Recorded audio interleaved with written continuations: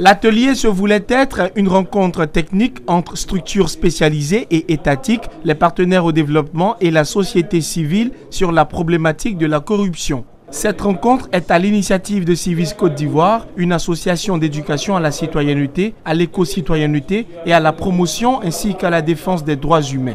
L'organisation citoyenne a décidé, à l'occasion de la quinzaine de lutte contre la corruption, d'éduquer et transformer à travers un plaidoyer en faveur de la lutte contre la corruption et les infractions assimilées en Côte d'Ivoire. Civis Côte d'Ivoire a fait appel à plusieurs personnes d'origines diverses, des jeunes du RDR, des jeunes du PDCI, des jeunes étudiants fraîchement sortis des écoles de sciences politiques, pour que tout ce monde-là nous entretienne sur leur vision par rapport à la corruption, leur vision par rapport aux conséquences de la corruption et enfin leurs solutions, parce que c'est des jeunes et c'est à eux qu'appartient l'avenir.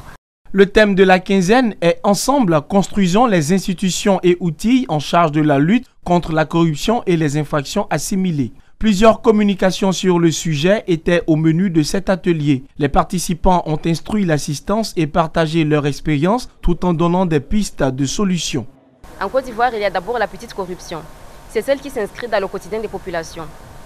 Nous la pratiquons tellement tous les jours qu'elle est devenue comme un mode de vie. Donc, il peut s'agir, elle se manifeste dans le domaine d'abord de l'éducation, notamment à travers les concours d'entrée dans la fonction publique, très souvent critiqués, parce que la réussite n'est visiblement plus basée sur le mérite du candidat, mais sur ses moyens financiers, parfois même le groupe ethnique. On peut citer également le domaine de la santé, mondialement connu comme le domaine le plus corrompu. Il peut s'agir également du fait de payer les agents de la circulation pour s'acquitter de la violation du code de la route ou encore payer les agents administratifs pour obtenir un document dans les délais.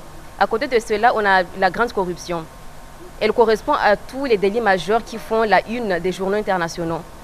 Voilà, le blanchiment d'argent, détournement des fonds publics et privés, évasion fiscale. Évidemment, nous avons la présence des investisseurs en Côte d'Ivoire.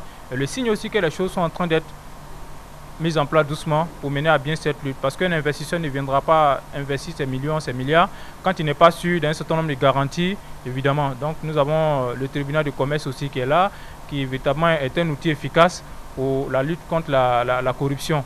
Et le renforcement du cadre juridique ivoirien qui est en cours, évidemment, va permettre, n'est-ce pas, de protéger les personnes qui vont peut-être faire la dénonciation ou les personnes qui vont évidemment révéler des cas de fraude. Et aussi, il faut passer à la phase des sanctions, parce que c'est ce qu'il faut.